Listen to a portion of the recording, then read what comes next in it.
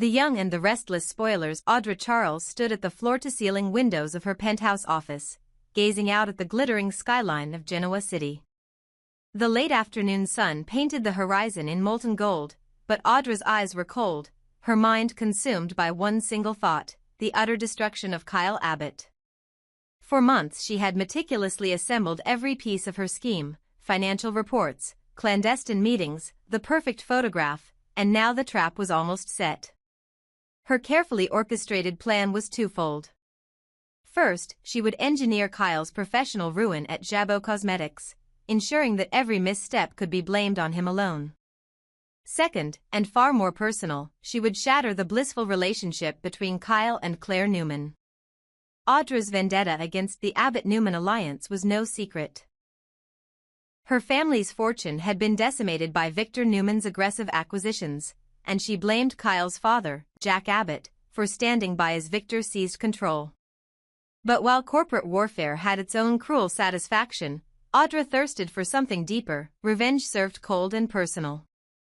Her blueprint hinged on one critical move, luring Kyle into a compromising position that would make him appear unfaithful.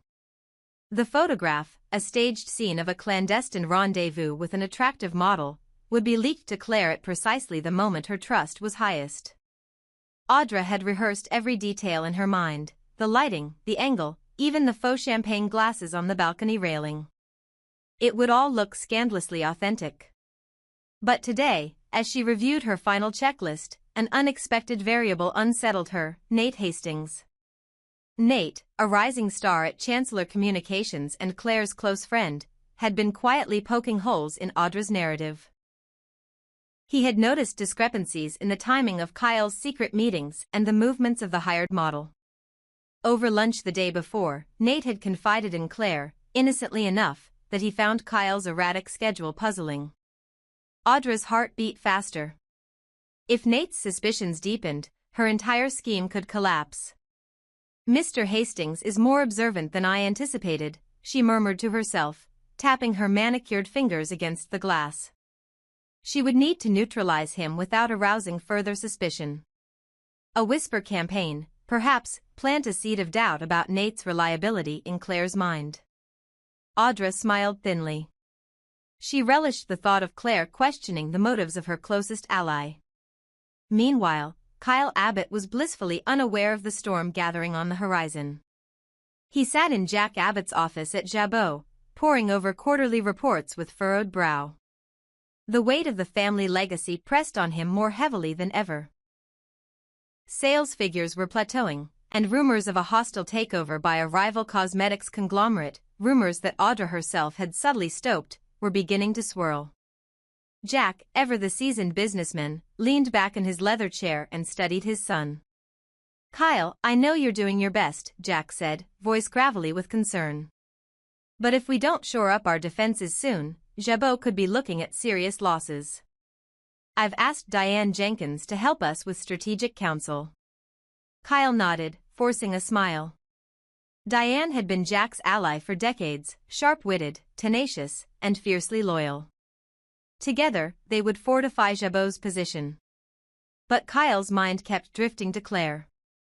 They had dinner plans tonight at Society, the upscale bistro where they shared their most private hopes and fears. He longed to see her smile, to feel the warmth of her hand in his. In his heart, he believed they could weather any storm. Never suspecting that the greatest tempest was being brewed by Audra Charles. Later that afternoon, Audra made her move. She summoned her most trusted operative, a private investigator named Simone Carver, into her office. Simone was a former actress turned shadow operative, adept at persuasion and subterfuge. "Everything is set," Audra whispered, sliding the staged photograph across the mahogany desk. "Tonight, you'll deliver this to Claire. Make it seem as though you stumbled upon it accidentally, found it in a jacket pocket or something. She won't resist looking." Simone examined the photo, nodding. "Claire won't suspect a thing. By the time she confronts Kyle, the damage will be done." Audra's lips curved into a triumphant smile. "Precisely. And while Claire is reeling, Nate's whispers will echo in her mind. she'll think he's planting doubts, making her look insecure. The more she questions Nate, the more isolated she becomes. Then, when Kyle tries to defend himself, she'll see him as the only trustworthy one, and that will shatter. Back at Jabot, Kyle and Diane reviewed defense strategies. Diane, ever perceptive, glanced at Kyle with motherly concern. "You look distracted," she said softly. "Is everything all right with Claire?" He hesitated. "She's great. Supportive as always. But with everything happening here, I haven't been able to give her as much time." Diane patted his hand. "Just don't let work overshadow your personal life. Balance is key." She stood, smoothing the lapel of her blazer. "I'll draft a plan to counter any hostile bids. You focus on keeping Jabot afloat and on being there for Claire." That evening, Kyle arrived at society early, eager to surprise Claire with a bouquet of her favorite lilies. The restaurant's warm glow and soft jazz seemed to welcome him, but his phone buzzed incessantly, emails from Jack, memos from the finance team, and urgent text from Diane. He silenced it, stuffing the device into his pocket, determined to be fully present. Claire arrived moments later, radiant in a simple navy dress. She greeted him with a kiss that eased the tension in his shoulders. They ordered wine and appetizers, sharing laughter over trivialities, until Simone slipped into the booth beside Claire, feigning surprise. "Claire, hi. I found something in my car this morning," Simone began, producing the photograph as though it were an unfortunate accident. "I thought you should see it." Time froze for Kyle. The image, a grainy shot of him leaning close to the model, stared back at him like a grotesque caricature of infidelity. Claire's eyes widened, then filled with hurt. Kyle rose, shock and indignation warring on his face.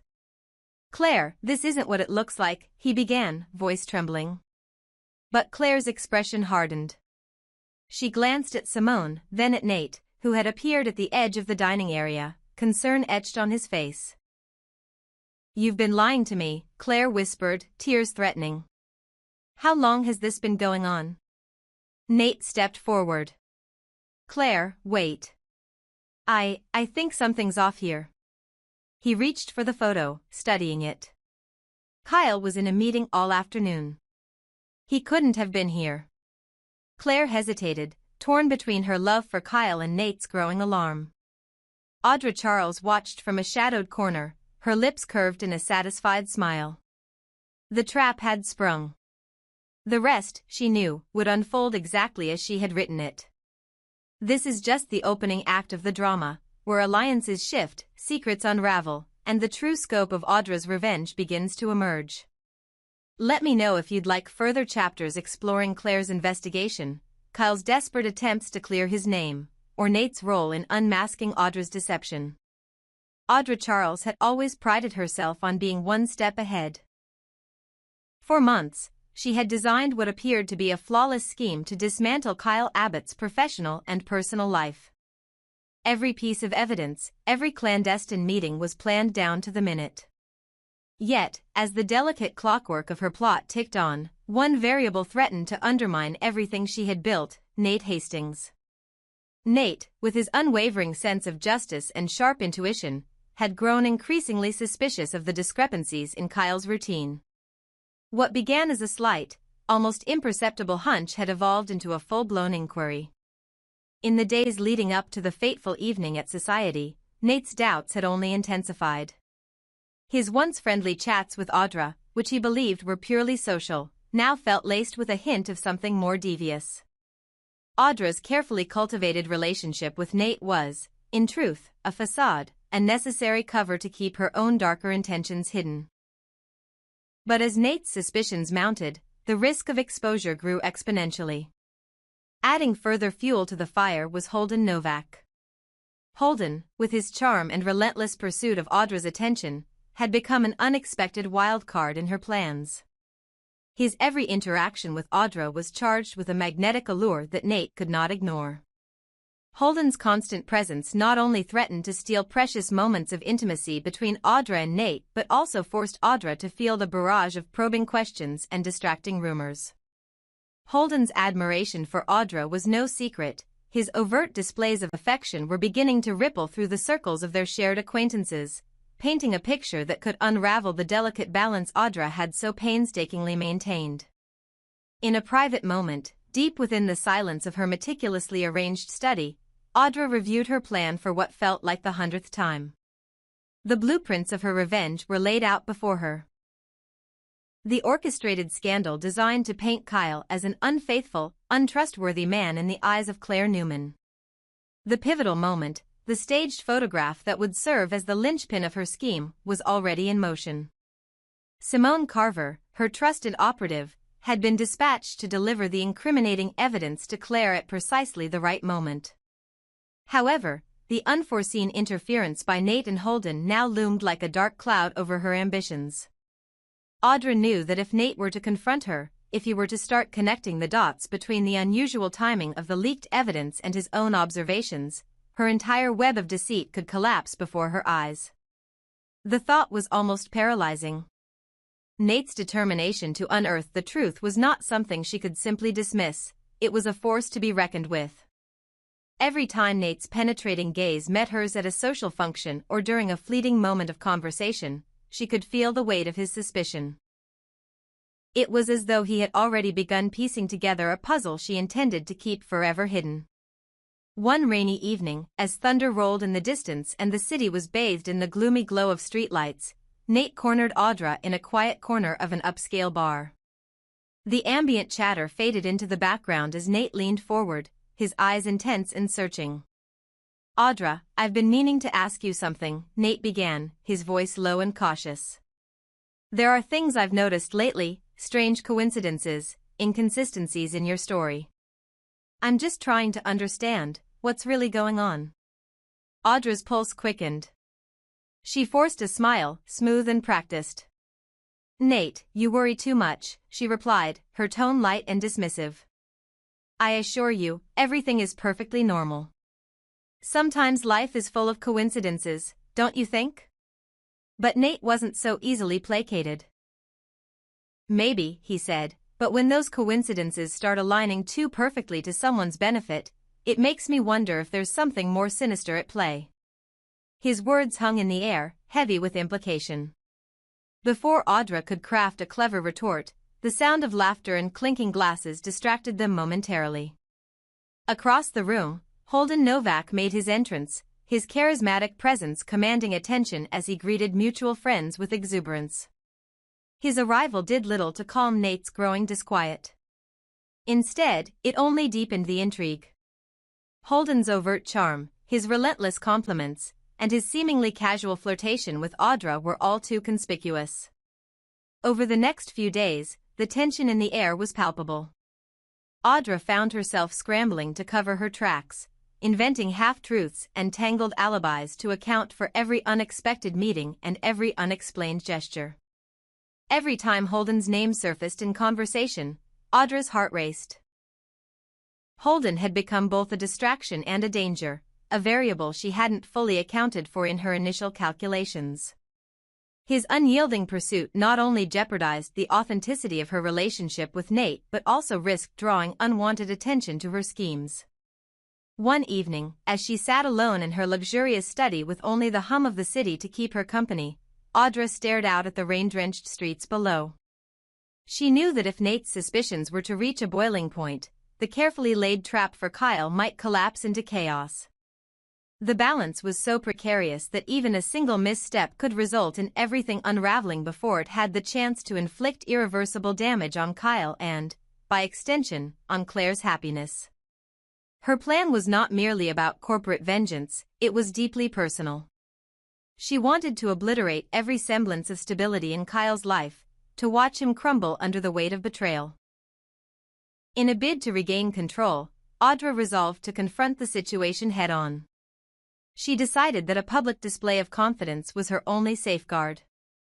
At an upcoming charity gala, a glittering affair where the city's elite mingled, she planned to make a calculated appearance. With every elegant gesture and every well-chosen word, she would reinforce her image as a paragon of grace and control. Simultaneously, she would ensure that any conversation hinting at the scandal she had engineered would be deftly redirected. However, fate seemed to conspire against her. At the gala, as the lights dimmed and the violins began their haunting melody, Nate approached her again. His demeanor was a mixture of concern and determination. "Audra, you must understand," he said quietly, "there's something not right about the way things are unfolding. I need you to be completely honest with me. For your sake and for everyone's." Audra's heart pounded as she searched his eyes for any sign of softness that might allow her an escape. Instead, she found only resolve, a stark reminder that Nate's suspicions were not a passing fancy, but a dangerous, growing certainty that threatened to expose everything. As the night progressed, Holden continued to weave his own narrative, his charm unrelenting as he interjected playful banter and subtle flirtations whenever Nate and Audra spoke. His presence was a constant reminder of the additional chaos that Audra now faced. Every laugh, every lingering glance, compounded the pressure on her to maintain multiple deceptions at once, a balancing act that was becoming increasingly impossible. The situation reached a critical juncture when a trusted associate of Audra's, under the weight of mounting evidence, began to leak snippets of her communications to Nate. Emails referencing the final phase and eliminating distractions hinted at a far more intricate conspiracy than anyone had anticipated. Nate's mind raced as he pieced together the clues, and he soon realized that Audra's plot might extend far beyond what was initially suspected. For Audra, time was running out. With Nate closing in on the truth and Holden inadvertently intensifying the suspicions with his unyielding affections, she was forced into a corner. Every fabricated story she had ever told was coming under scrutiny. The risk was not just professional ruin or personal vendetta, it was the total collapse of the persona she had so carefully constructed over the years. In a desperate bid to salvage her plan, Audra summoned Simone Carver once more. "We need to accelerate everything," she whispered urgently. "If Nate uncovers even a fraction of the truth, the entire operation will be exposed. I want you to ensure that Claire receives the evidence tonight, no matter what." Simone's face remained unreadable, though his eyes betrayed a hint of concern. "Understood," he replied. "But what about Nate? He's getting too close." Audra's response was cold and final. "Eliminate that distraction if you must, silently, without leaving a trace. The plan must proceed as intended." The words, though softly spoken, carried a finality that sent a shiver down Simone's spine. There was no room for error, no margin for doubt. As the gala reached its climax, with the strains of a final waltz echoing in the grand ballroom, Audra's carefully maintained facade began to show cracks. Nate's questions grew bolder, his inquiries more pointed. The guests whispered among themselves, the rumor mill now set in motion by an undercurrent of scandal. The tension was palpable, a noose tightening around the neck of her grand design. In that charged atmosphere, every lie Audra had uttered, every subtle manipulation, risked being exposed. The outcome was uncertain. Would Kyle Abbott succumb to the trap she had so artfully laid? Or would Nate Hastings, with his relentless pursuit of the truth, dismantle her carefully constructed edifice of deceit before it could claim its intended victim? The stakes had never been higher. Audra's mind raced as she surveyed the unfolding scene, aware that a single misstep could not only ruin her plan but also destroy the fragile equilibrium between power, trust, and betrayal that she had spent years perfecting. In that moment of truth, as the clock ticked inexorably toward the climax of her revenge, Audra was forced to confront a sobering reality. Even the most flawless designs can falter when confronted with the unpredictable nature of human emotion and loyalty. And so, as the night deepened and the shadows grew long, Audra prepared to either execute the final phase of her plan or risk it all in a desperate bid to cover her tracks. Knowing full well that, in this treacherous game of love, revenge, and power, only one outcome was certain: nothing would ever be the same again.